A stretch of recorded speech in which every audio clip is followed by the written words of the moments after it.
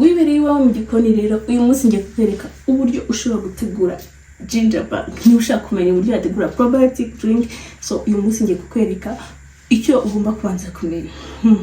Muri probiotic drinks dufitemo carbonated drinks, so cyangwa carbonated soda. So uyu munsi ngiye kukwereka uburyo uzajya uzikora mu rugo. So ikintu cya mbere ugomba kumenya ni uko bategura ginger bag. That's why ariyo tugiye guhera. Suri mushyashya cyangwa nibwo ukimbona kanda subscribe hanyuma tujye tubana. Icyo ukenera rero ukenera amazi, tangawizi, isukari ndetse with a clean jar cyangwa a container iri clean isa neza kugira ngo ataza kwivangamo izindi microbe zidakenewe. So bwino rero nkwigishe ukuntu uzajya utegura iyi ginger bag. Uri butangire rero ufata tangawizi zawe uzikate neza, ukeneye kuyigenga uzikatagiramo uduce dutoya wayogeje neza.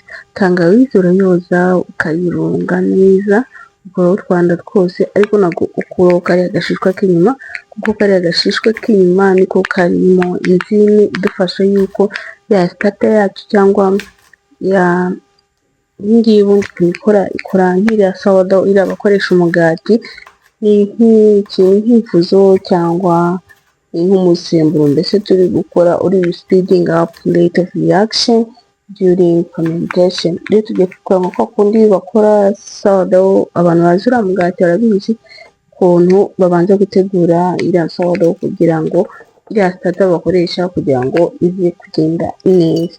Hanyuma uri buyifate uyishyire muri clean jar yanjye cyangwa iki gikombe cyanjye banabanjije kucyoza neza, nkanashyushya amazi yarize cyane nkagishyiramo n'imo nkoresha ikirahure. Hanyuma uri bushyiremo n'ibiyiko bibiri by'isukari nk'uko nashyizemo bibiri bya tangawizi. Hanyuma ndi bushyiremo amazi kamililitiro wenda nka magana atatu, ntabwo ndi bucyuzuze cyangwa nshyiremo 500 uko nzagenda nongeramo tangawizi ndetse nongeramo n'isukari buri munsi. Nuko nguko urara umunsi wa mbere rero, hano hari umunsi wa kabiri. Nuko nguko nabwo ndongera nze nsubiremo akayiko kamwe ka tangawizi cyangwa tubiri twa tangawizi. Hano ni impamvu ndikoresha tubiri, nkurikirana kimwe nakoresheje akayiko gatoya. Hanyuma ndetse nongeramo n'akayiko k'isukari, hanyuma mvange neza. Uko nguko ndi kubigenza niko nawe ugomba kubikora. Muri kubibona neza, uriyivanga neza kuko iriya sukari niyo za bacteria cyangwa za microorganisms turi gukora zigenda zifidingaho, noneho ikabyara ya starter turi buze gukoresha turi gukora fermentation. Muri kubibona hano rero wari umunsi wa gatatu, nabwo naraje ndayifidinga. Hanyuma tangije nabwo nongeramo isukari kuriya nyine umuntu agenda abikora. Rero abantu batazi akamaro ki ginger bag ni ya mbere idufasha gukora nyine carbonated soda mu rugo bitatugoye, tutari dukoresha ama chemical product. Ikindi dufasha gukora ama probiotics, ikindi isanzwe dufasha no gukora amasoda cyangwa ukaba wafata nka juice isanzwe ukayitaninga amasoda. Hano hari umunsi wa kane naho ndangije kuyifidinga. Urumva rero uko nagiye mbikora kose naberetse nayifidinga rero iminsi 5. Ku munsi wa gatandatu ni hano niho nahise mfata ntegura juice y'inanasi. Nafashe inanasi ngateguramo uduce duto nivanga na betrave, hanyuma ndabiblendinga. Urumva nuko nguko gusa nashyizemo amazi makeya kugira ngo mbashe kubiblendinga. Icyiza rero cyo gukoresha izi juice wikoreye mu rugo ntabwo ziba ziri preserved. Vuga preserved ni kwa kumusanga mu nganda bashyirimo ama chemical product atuma bidapfa. Izishyizemo izi ginger bag gategereza ko zandagwa fermentation biragorana cyane kubera ko ziba ziri preserved. Bashyizemo ibindi bistopinga nyine reaction hagati ya environment ndetse ni drink. That's why usanga zo bigorana.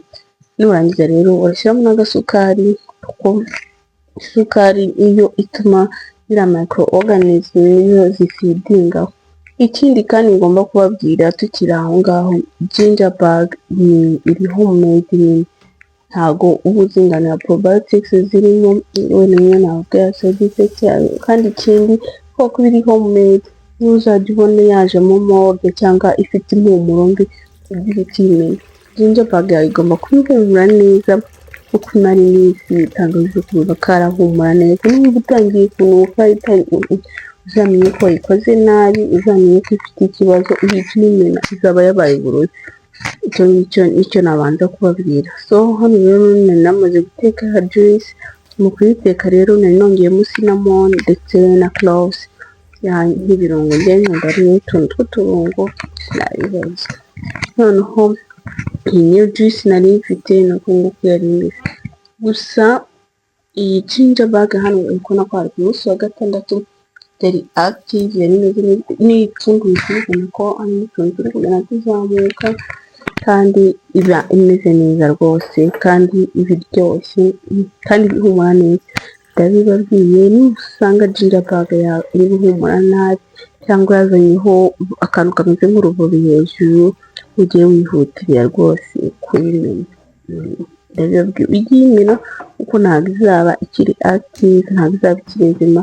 Niyo mpamvu rero ibintu dukoreye mu rugo tuba tugomba kwigengesera. Simbabujije pe, ibintu byo mu rugo nabyo biri hafi nabyo, ariko iyo ubikoze nabi rwose bishobora kuba byakubyarira uburozi. That's why.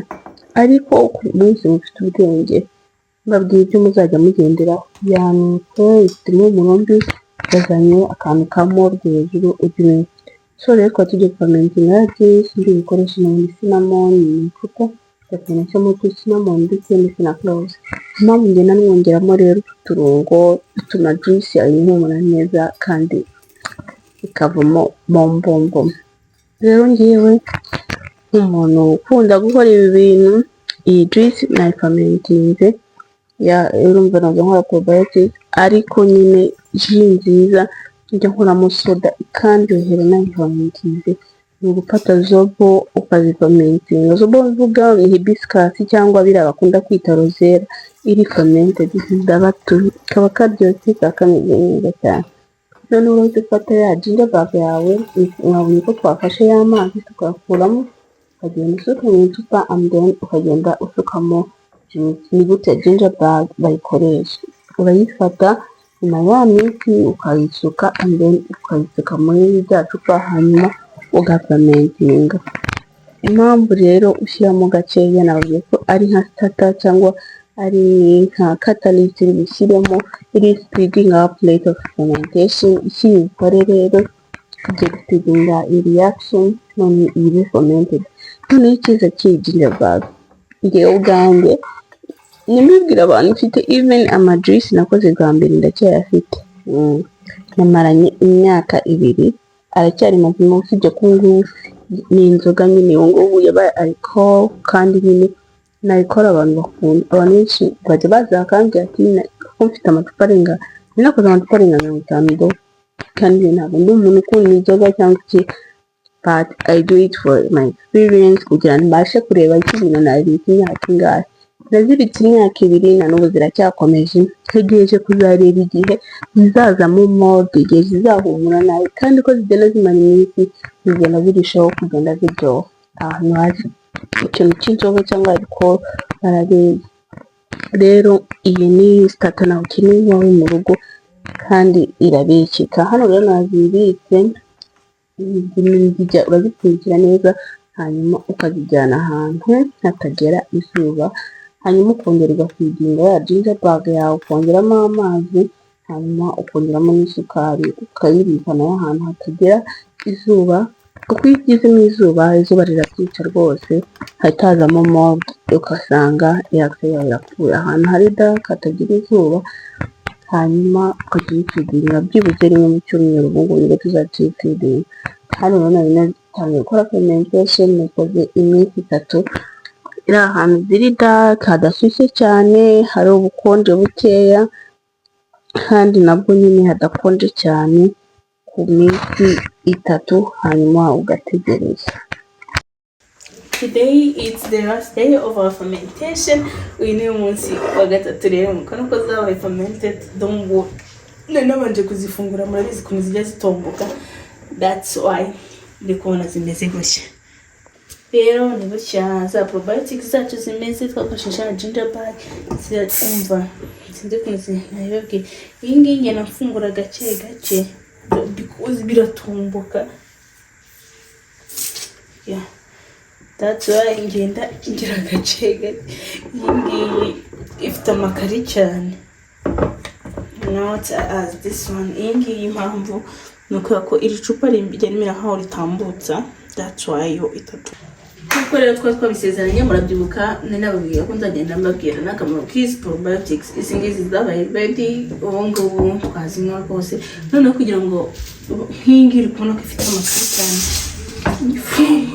ifunguye timeneka hano nyine biraza ko ibifite amakari cyane birenze rero akamaro kazo rero ziragufasha muri digestion nyine zikaregera ya pH yo muri digestion yawe hari zirimo useful microorganisms umubiri wacu ukenera ya murabizi namwe like nk'abantu bakunda yahurute buriya yahurute ikivuguto the same bacteria cyangwa microorganisms zirimo hariya izo n'umundi ziza zigafidinga kuri iyi ngiyi and then zikarya ya sukari and then tukabona icyo bita probiotics urumva ugomba kuba ufite juice irimo isukari kuko niyo igira noneho iyo usizemo isukari nyinshi ukanayifidinga igihe nako fermentation ikabigiye kirekire bishaka kubyariramo alcohol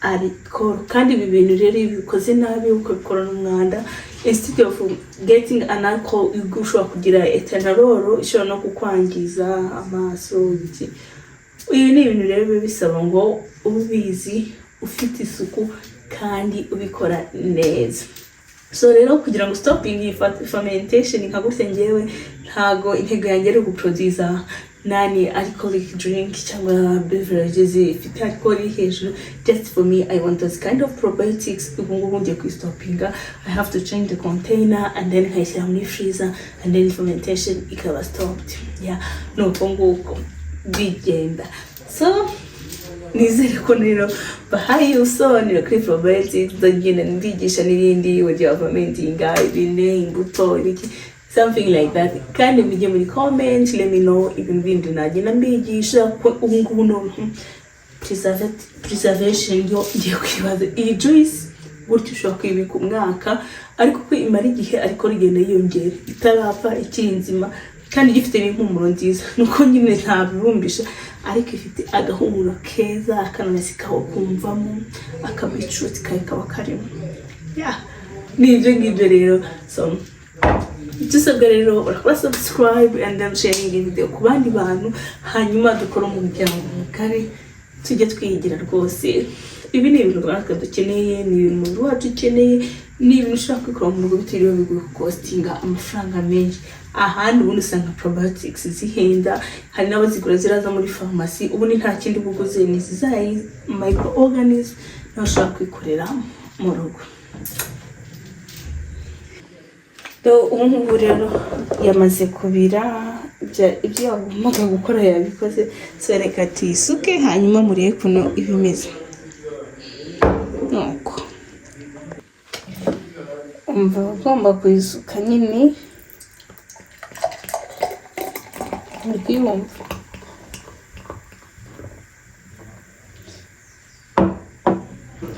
nyine niyisuka urayumva ko kuko ari carbonated soda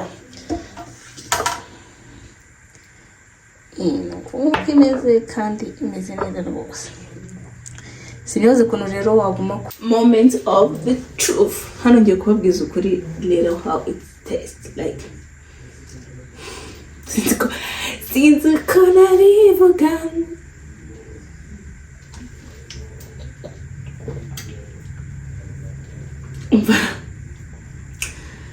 umva nari nkumbuye iyi moto vibe yes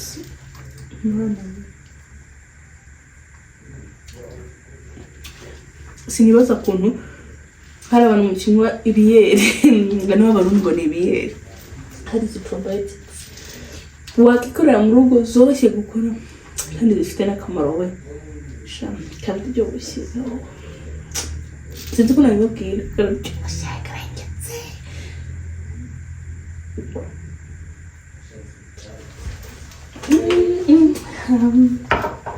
This is my ginger bag. Naberekaga iyo maranye imyaka 2 urumva amaze igihe kinini nkora ibi bintu, so urumva rero mfite ama experience, nawe watangira ukabikora kandi ni ibintu byiza, ni ibintu bigufasha skin yawe ikaglowinga.